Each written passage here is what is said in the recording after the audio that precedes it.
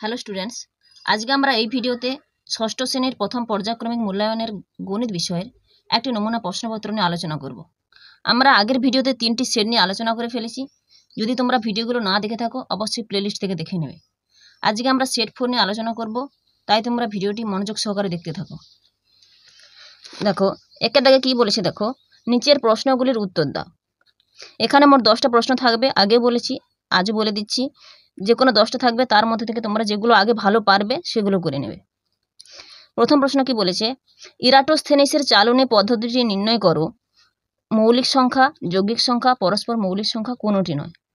মৌলিক সংখ্যা নির্ণয় করে থাকি, তাহলে এখানে হবে অপশান এ। পরের প্রশ্ন বলেছে 400 যুক্ত 50 যুক্ত 90/100 যুক্ত 1/1000। এটাকে কি করা আছে, বিস্তার করা আছে, দিয়ে পরপর অপশানগুলো দেওয়া আছে। প্রথমে আছে 450.09, তারপর 450.091, তারপরে 450.910, তারপর 451.009।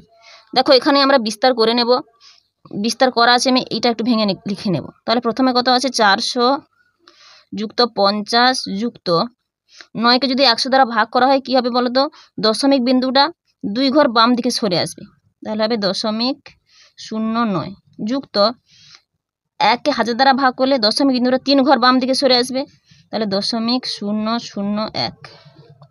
তাহলে এটা যোগ করলে কত হবে, 450.091। তাহলে এখানে কোন অপশানটা হচ্ছে, এখানে অপশান বি হচ্ছে 450.091। পরের প্রশ্ন বলেছে 1 বছরের 2/3 অংশ বলতে কত মাস বোঝায়। তাহলে আমরা জানি 1 বছর সমান 12 মাস। তাহলে আগে তোমরা লিখে নেবে 1 বছরের 2/3 অংশ সমান 2/3 অংশ,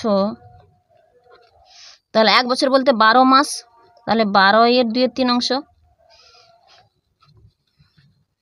মাস লিখে দেবে, অর্থাৎ 12 গুণিতক 2/3 মাস।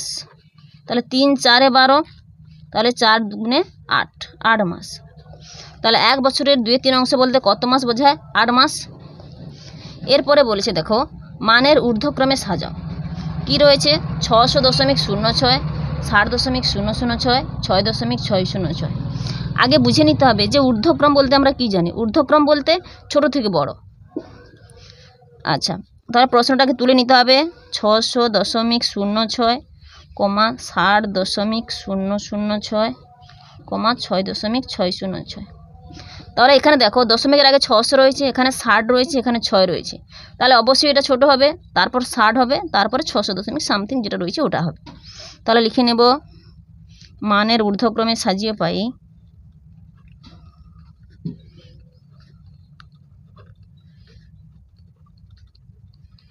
দিয়ে লিখে নেব, প্রথমে হচ্ছে 6.606, 6.606, এরপরে 60.006, তারপর 600.06।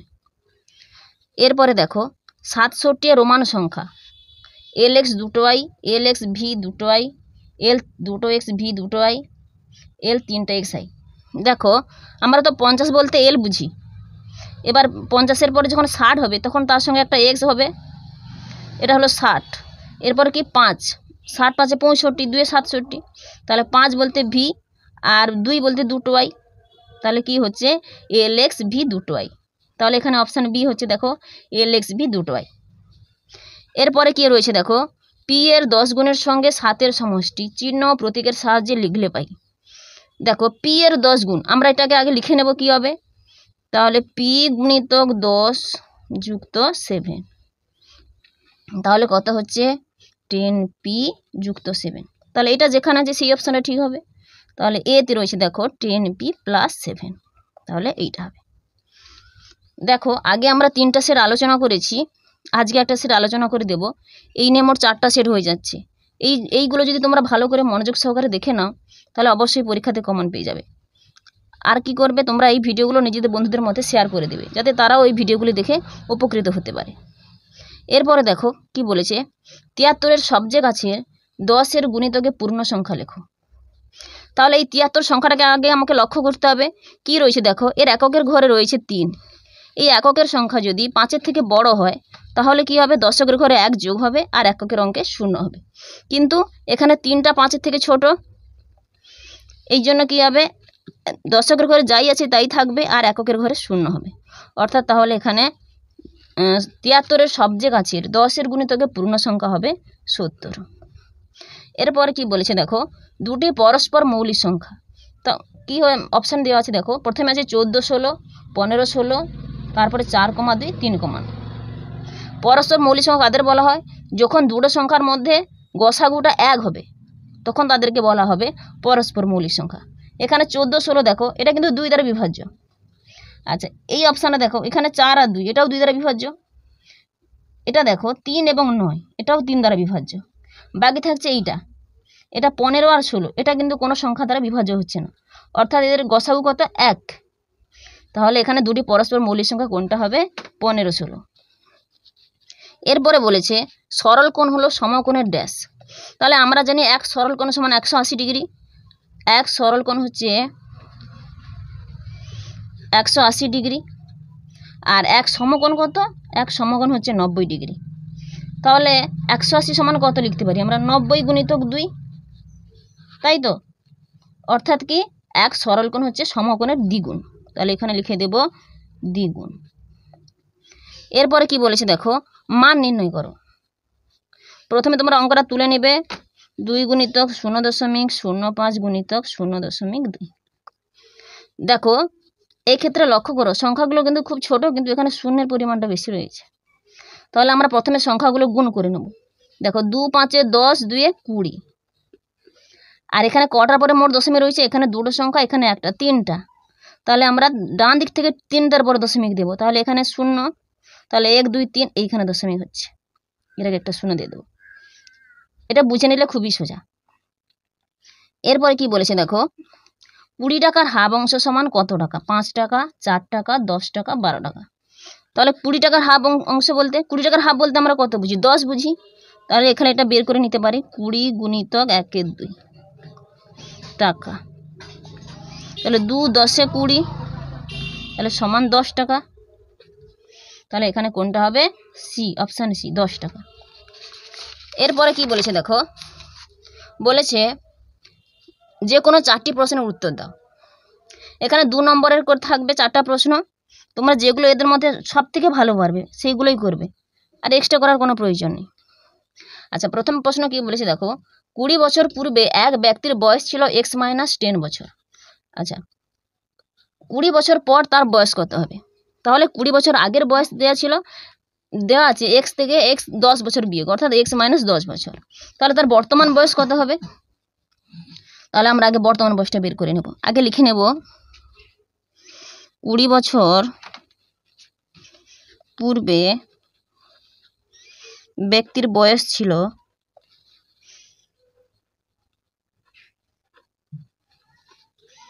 x - 10 বছর।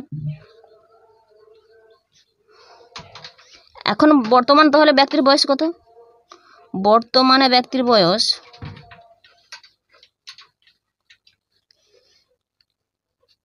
তাহলে x - 10 + 20, এর সমাধান করে নেব। তাহলে x + 10 বছর। কেন, 20 আগে প্লাস চিহ্ন, এখানে মাইনাস চিহ্ন, তাহলে যেটা বড় তার আগে সাইন হয়, আর বড় সংখ্যা থেকে ছোট সংখ্যাটা বিয়োগ হয়ে যায়। তাহলে x + 10 বছর হয়েছে। আচ্ছা, তাহলে এখানে আমি বর্তমান বয়স পেয়ে গেলাম। তাহলে 20 বছর পর তাদের বয়স কত, তার বয়স কত হবে, লিখব অতএব 20 বছর পর তার বয়স হবে, তাহলে এর সঙ্গে 20 যোগ হয়ে যাবে, তাহলে x + 10 + 20 বছর, তাহলে x + 30 হলো। তাহলে অতএব 20 বছর পর তার বয়স হবে x + 30 বছর। এরপরে কি বলেছে দেখো, এরপরে বলেছে 2 এর সাথে দুটি সমতুল্য ভগ্নাংশ লেখো। সমতুল্য ভগ্নাংশ বলতে কি, আমি লবে আর হরে একই সংখ্যা দ্বারা গুণ করব। দেখো আমি 2 এর সাথে সঙ্গে যদি 2 গুণ করি, উপরে লবেও 2 গুণ করব আর হরেও 2 গুণ করব, তাহলে কত হবে, 2 2 4, 2 7 14। একটু ভাষাতে লিখে নিই, 2 এর সাথে দুটি সমতুল্য ভগ্নাংশ হলো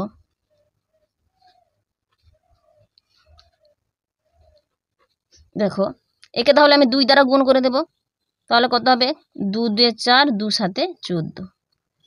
এরপর এই ভগ্নাংশটাকে আমি আবার 3 দ্বারা লবে হরে গুণ করে দেবো, তাহলে লবে হরে গুণ করি, লবে গুণ করলে 2 3 6 আর হরে গুণ করলে 7 3 21। এই দুটো হচ্ছে 2 এর 7 সমতুল্য ভগ্নাংশ। এরপরে কি রয়েছে দেখো, একটি শ্রেণীতে 40 জন ছাত্র পড়ে। একদিন ছাত্র সংখ্যার 9 উপস্থিত ছিল, ওই দিন কতজন ছাত্র অনুপস্থিত ছিল? তাহলে মোট ছাত্র কতজন পড়ে? মোট ছাত্র হচ্ছে 40 জন সমান 40 জন। আচ্ছা, একদিন কত উপস্থিত রয়েছে? উপস্থিত ছাত্রের সংখ্যা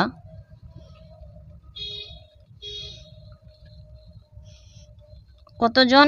এই 40 এর 9/10 সমান 40 গুণিতক 9/10 জন। তাহলে একটু কাটাকাটি করি, 10 4 40 সমান 9 4 36 জন। তাহলে মোট ছাত্র আমার 40 জন, এর মধ্যে উপস্থিত আছে 36 জন। তাহলে ওই দিন কতজন ছাত্র অনুপস্থিত ছিল? তাহলে 40 থেকে 36টা বাদ দিয়ে দেব, লিখে নেব অতএব ওই দিন ছাত্র অনুপস্থিত ছিল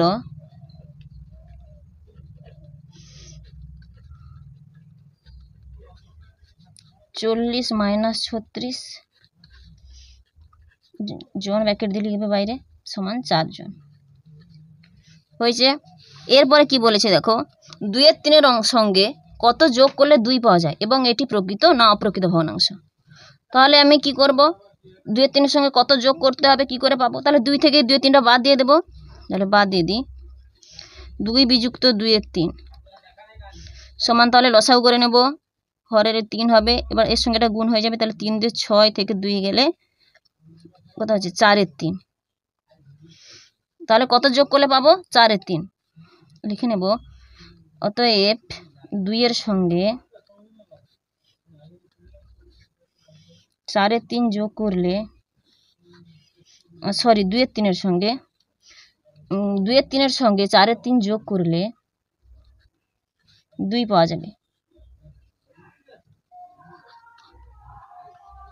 আচ্ছা, এবার কি বলেছে দেখো, এটি প্রকৃত না অপ্রকৃত ভগ্নাংশ? তাহলে 4 এর 3টা দেখো, যার লবটা হর থেকে বড় হবে সেটা হচ্ছে অপ্রকৃত ভগ্নাংশ। আর যদি এই 2 এর 3টা লক্ষ্য করো, এটা কি ভগ্নাংশ বলো তো? এর লবটা হরের থেকে ছোট, এই জন্য এটা প্রকৃত ভগ্নাংশ। আর 4 এর 3 উল্টোটা, এর লব বড় হর ছোট, এই জন্য এটা অপ্রকৃত ভগ্নাংশ লিখে দিবে। এবং এটি একটি অপ্রকৃত ভগ্নাংশ।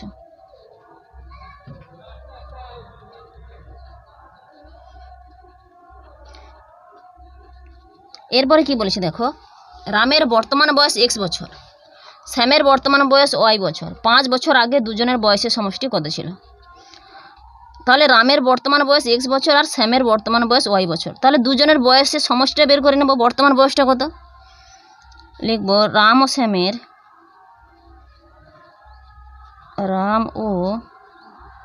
শ্যামের বর্তমানে বয়সের সমষ্টি।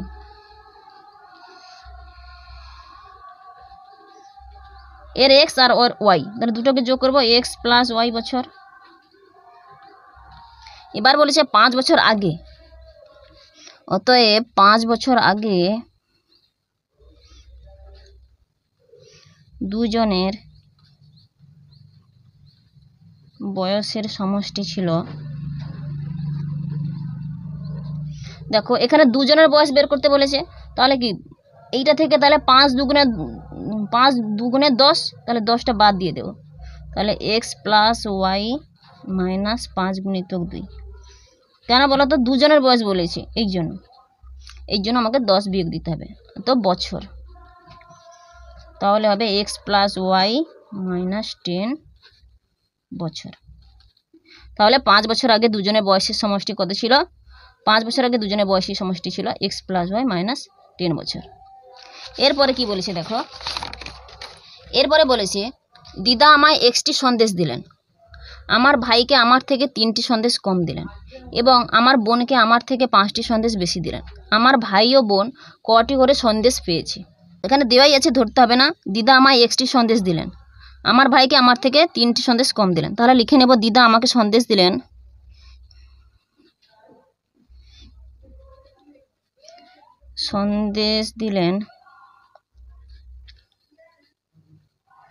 Xটি। এবার কি বলেছে, আমার ভাইকে আমার থেকে 3টি সন্দেশ কম দিলেন। তাহলে আমার ভাইকে কটা সন্দেশ দিলেন? অতএব আমার ভাইকে সন্দেশ দিলেন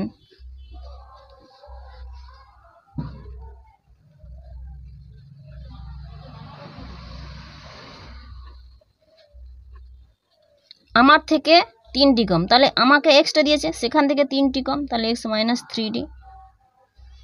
আর বোনকে কত দিয়েছে দেখো, আমার বোনকে আমার থেকে 5টি সন্দেশ বেশি দিলেন এবং আমার বোনকে দিলেন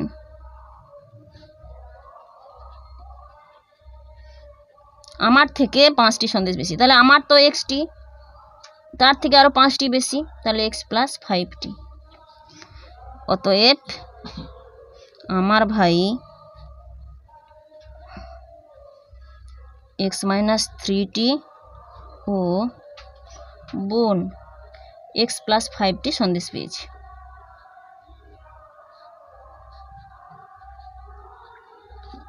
এরপরে কি বলেছে দেখো, যে কোনো 4টি প্রশ্নের উত্তর দাও।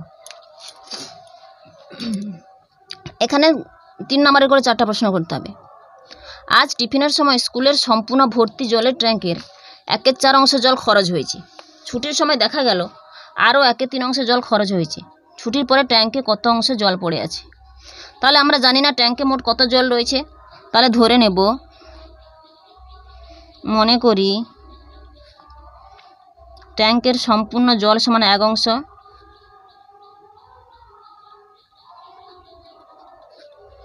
এবার দেখো মোট কতটা জল খরচ হয়েছে। দেখো বলছে টিফিনের সময় 1/4 অংশ জল খরচ হয়েছে, আর ছুটির সময় দেখা গেল আরও 1/3 অংশ জল খরচ হয়ে গেছে। তাহলে মোট কত জল খরচ হয়েছে? তাহলে মোট জল খরচ হয়েছে সমান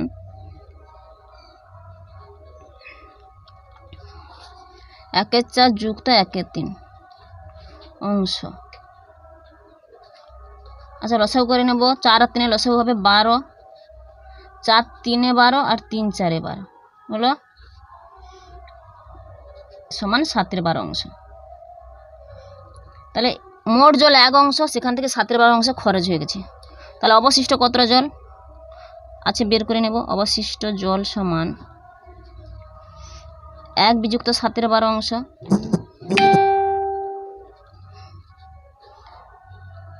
আচ্ছা হরে তাহলে 12 হবে, 12 সঙ্গে 1 গুণ হয়ে যাবে, মানে 12 - 7 অংশ। তাহলে 12 থেকে 7 গেলে 5/12 অংশ। উত্তর এখানে কি বলেছে, উত্তর চাইছে যে ছুটির পরে ট্যাঙ্কে কত অংশ জল পড়ে আছে।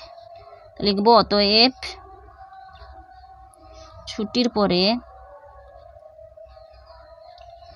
ট্যাঙ্কে 5/12 অংশ জল পড়ে আছে। জল পড়ে আছে।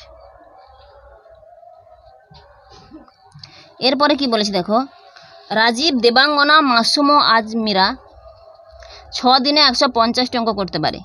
হিসেব করে দেখি প্রত্যেকে সমপরিমাণ অঙ্ক করলে রাজীব ও আজমিরা কত দিনে 250টি অঙ্ক কষতে পারবে। আচ্ছা প্রথমে একটা আমরা সমস্যা তৈরি করে নেব।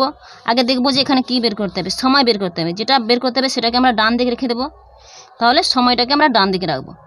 দেখো এখানে কতজন আছে, রাজীব, দেবাঙ্গনা, মাসুম ও আজমিরা। তাহলে এখানে 4 জন রয়েছে।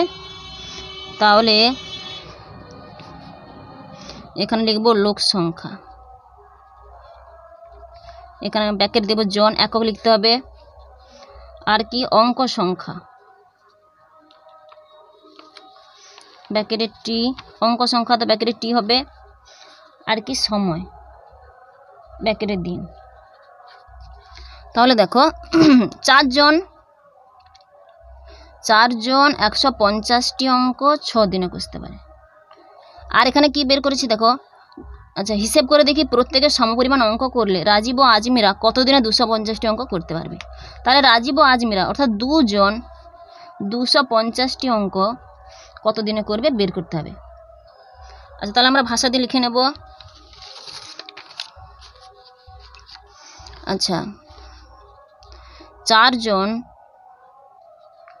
150টি অঙ্ক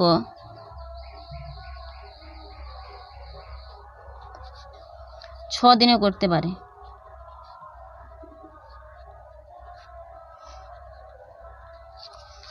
এরপর দেখো কি করব, ওই কি নামে বের করে নেব। তাহলে 4 জন 150টি অঙ্ক 6 দিনে করতে পারে, হয়েছে। এরপর দেখো একজন 150টি অঙ্ক করতে বেশি দিন সময় নেবে, তাহলে গুণ হয়ে যাবে 6 গুণিতক 4। একজন একটি অঙ্ক করতে কম সময় নেবে, তাহলে 6 গুণিতক 4/150 দিনে করতে পারবে। এরপরে দুজন একটি অঙ্ক কষবে আরও কম সময়, তাহলে 6 গুণিতক 4/150 গুণিতক 2। আর কি রয়েছে, দুজন 250টি অঙ্ক, তাহলে বেশি দিনে করবে, 6 গুণিতক 4 গুণিতক 250/150 গুণিতক 2। এর কাটাকাটি করে নেব। দেখো 150-এর 0, 250-এর একটা 0 কেটে গেল, 2 2-এ 4। আচ্ছা, 5-এ কাটবো, 5 5-এ 25, 5 3-এ 15, আর কত হবে 3 2-এ 6। তাহলে 5 পরে রয়েছে 2 আর 2, তাহলে 5 4-এ 20 সমান 20 দিন লিখব। অতএব প্রশ্নটা কি বলেছে, কি বের করতে বলেছে, দেখো বলেছে রাজীব ও আজমিরা কতদিনে 250টি অঙ্ক করতে পারবে। লিখে নেব, অতএব রাজীব ও আজমিরা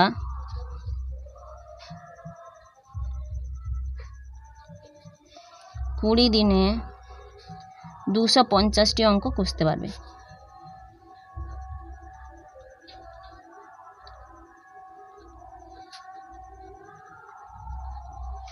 এরপরে কি বলেছে দেখো, একই মাপের দুটি গ্লাসে একই পরিমাণে শরবত তৈরি করা হলো। প্রথম গ্লাসের শরবতের 1/5 অংশে চিনি আছে, দ্বিতীয় গ্লাসের শরবতের 2/7 অংশে চিনি আছে। বলেছে শরবত খাওয়ার আগে কোন গ্লাসের শরবত বেশি মিষ্টি। তাহলে প্রথমে কি করতে হবে, দেখো এই 1/5 এবং 2/7 হর সমান করে নিতে হবে। হর সমান করে নিলে আমরা বুঝে যাব কোনটাতে বেশি চিনি রয়েছে। আচ্ছা, তাহলে প্রথম গ্লাসের শরবতে চিনি, প্রথম শরবতে চিনি আছে, প্রথম শরবতে চিনি কত আছে 1/5, আর দ্বিতীয় শরবতে কত রয়েছে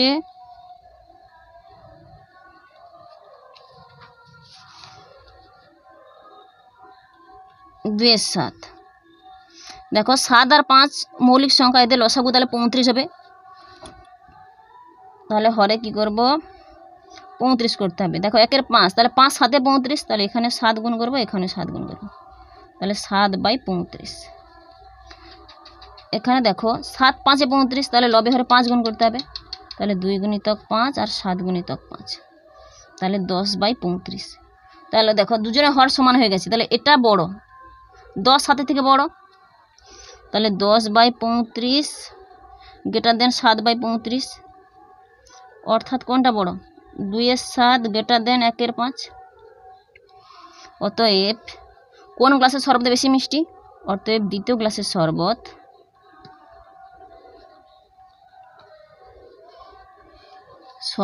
বেশি মিষ্টি।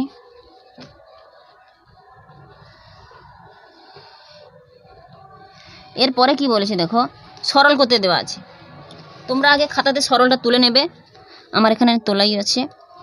আচ্ছা, তোমরা 5 থেকে পড়েছো যে বদমাস নিয়মটা কি। তাহলে এই বদমাস নিয়ম অনুসারে প্রথমে আমাকে রৈখিক বন্ধনীর কাজ করতে হবে।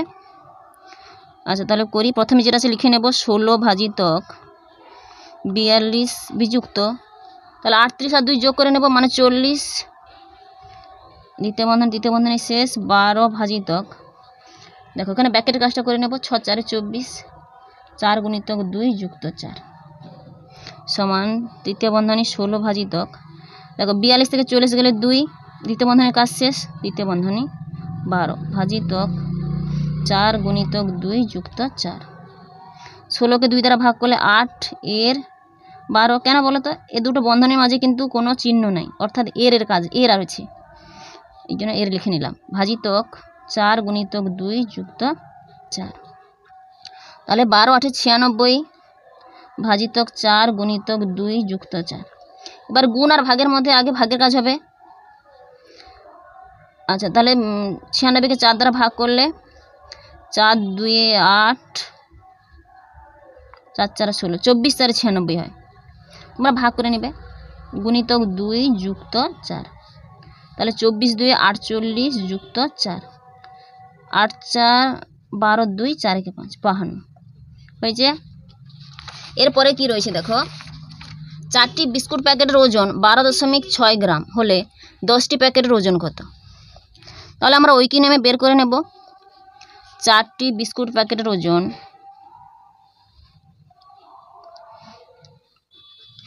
4টি বিস্কুট প্যাকেটের ওজন 12.6 গ্রাম। তাহলে একে বার করব, তাহলে একটি বিস্কুট প্যাকেটের ওজন কত হবে?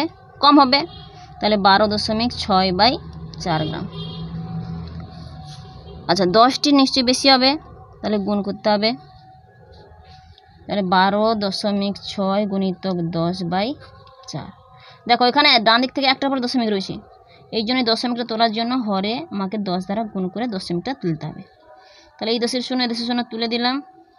আচ্ছা, ভাগ করি, কাটাকাটি করব। 2 2 4 2 6 12 2 3 6 63/2 গ্রাম। তাহলে একে ভাগ করে নেবে।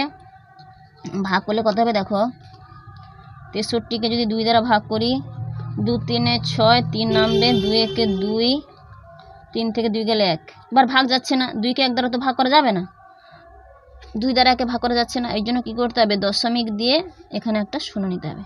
তাহলে 2 5 10 হলো। তাহলে সমান কত হচ্ছে 31.5 গ্রাম। অতএব 10টি প্যাকেটের ওজন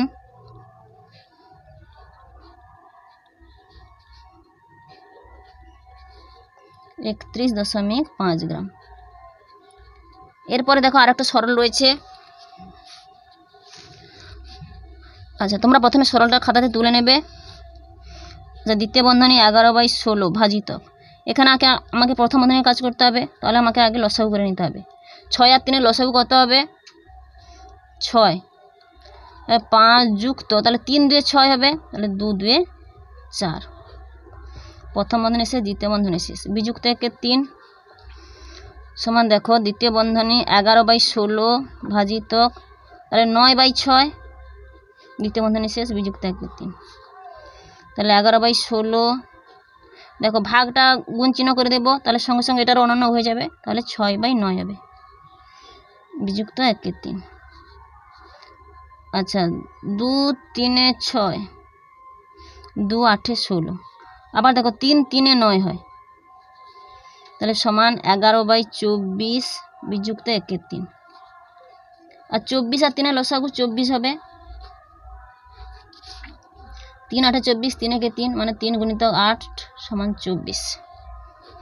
তাহলে 24 একে 24 হয়, তাহলে 11 মাইনাস 3 8 8 1 8, তাহলে 11 থেকে 8 গেলে 3/24।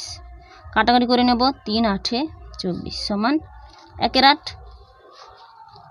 আজকের এই ভিডিওতে এই পর্যন্ত। পরবর্তী ভিডিওতে আমরা দ্বিতীয় পর্যায়ক্রমিক মূল্যায়নের অধ্যায় ভিত্তিক টেক্সট বই নিয়ে তোমাদের আলোচনা করব। তাই তোমরা যদি এই চ্যানেলে নতুন হয়ে থাকো অবশ্যই চ্যানেলটিকে সাবস্ক্রাইব করবে। ধন্যবাদ।